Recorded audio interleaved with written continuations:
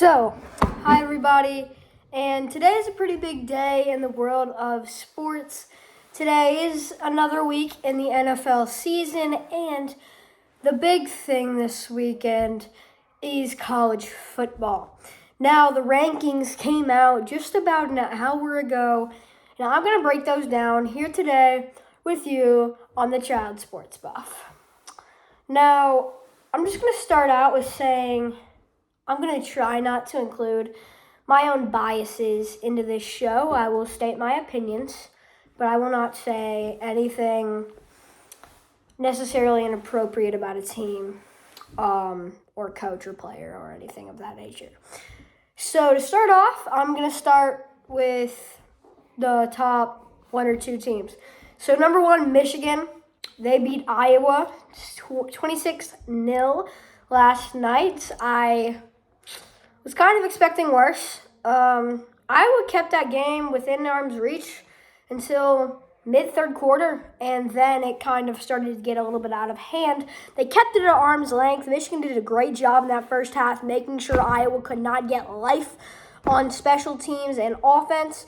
They really shut down the entire Iowa scoring opportunity that if they had a glimmer of hope at any moment in that game, it was immediately shut down by the Michigan defense. And I think that just shows that Michigan did not sleep on this Big Ten championship game. They went out there and they wanted to prove. They knew about the Georgia-Alabama game. They knew that the chances of them getting the playoff had improved probably. But they still went out there and they proved themselves. They proved that they are winners. They want to win and that they deserve that number one spot. And number two, Washington, they were underdogs to number 5, Oregon. At the moment, Washington was ranked 3. They were 9.5-point dogs to the Ducks. But I came into that game thinking that 9.5 was too big of a number. I did think Oregon was going to pull it out, so I will say when I'm wrong there. I thought Oregon was going to win that game 35-31. I was not far off. It was 34-31, but I just picked the wrong winner. Now, I think Bo Nix, it's kind of sad for him because that was kind of a win and you're in type of moment, but except with the Heisman. I still think he might have a chance, but we'll find out December 11th. So I think it's definitely going to be an interesting 1:30 because these New Year's 6 bowl games, Florida State is not going to be happy. They're probably going to go out and they're going to try pretty hard in the New Year's 6 games. But Washington, Michigan, coming into the rankings, we knew they were going to be 1-2. We just didn't know what order. A lot of people would say that Washington should have been ranked higher. I was not one of those people. I thought Michigan did what they needed to do. I thought they deserved that number 1 spot, and I don't think it's going to really matter anytime soon until January 1st, January 8th. I mean, you got a month, and then we got to see some pretty fun college football being played at the Rose Bowl and at the Sugar Bowl. Now, this is where it got dicey. Me personally, my projected rankings were 1 Michigan, 2 Washington, 3 Florida State, 4 Texas. I was not right at all. So Michigan 1, Washington 2. I got that right. Texas 3. I could reason for that. I understood that, but the moment I heard that, I knew that Bama was going to get in that 4 spot because you can't make that separation of spot between Bama and Texas. You just can't. It hasn't happened all college football playoff rankings, and I didn't believe it was going to happen again today. And it didn't. 3-4. Texas 3, Bama 4. Texas, they went out. They beat a top 20 team in the country by 28 points. It's 49-14 at one point in that game. Quinn Ewers, 3 passing touchdowns in the first quarter. Bro was on heat check. And he was throwing dimes like he teed it up with a driver. It was insane. 400-plus passing yards. That's not something you see every day. So You have Texas, they dominate Oklahoma State. We kind of saw that coming. I thought that they were going to cover the spread of 15, but then Bama, they come out. Early in that game, Georgia, 7-0. That's basically the best their offense looked all game until the end of that game. 27-24, 3-point win for Alabama.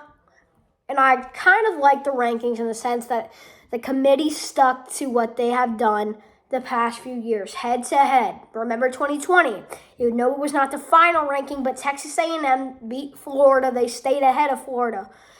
And they stuck to their guns today, and it worked for a lot of people, except for the ACC, which I'll get to next. But with Alabama, they've looked very good the past few weeks since that UCF. Oh my gosh. No, USF.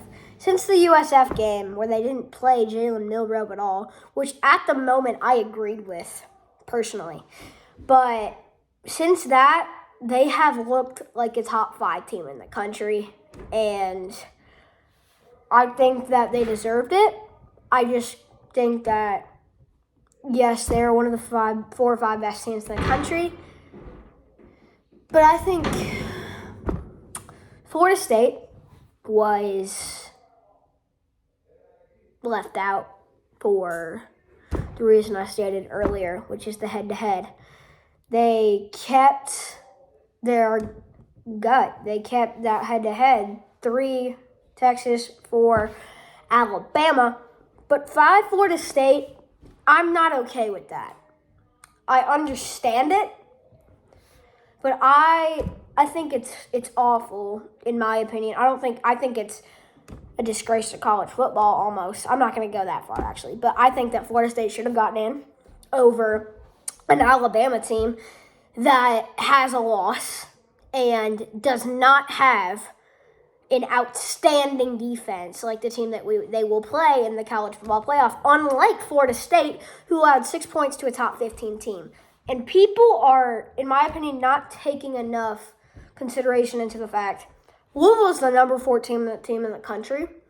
And before that Kentucky game, they had a chance, they had a sliver of a chance to make the college football playoff.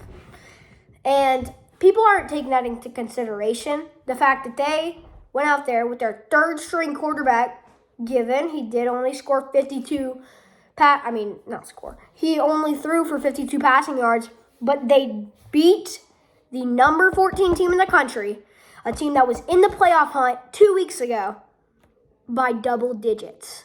And people aren't really looking at that the way they should. And I understand that Bama, they went out, they beat Georgia by 3 points.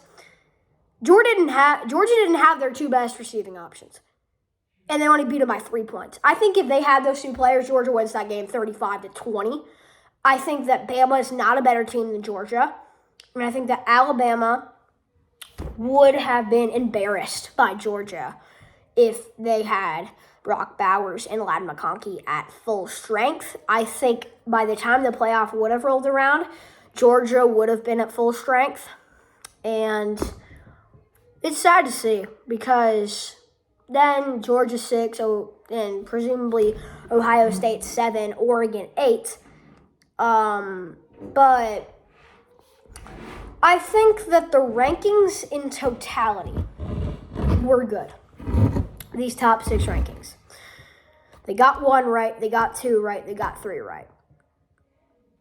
Did they get 4 and 5 right is a different monster in total. But I think if you're going to be honest, I think it was kind of obvious.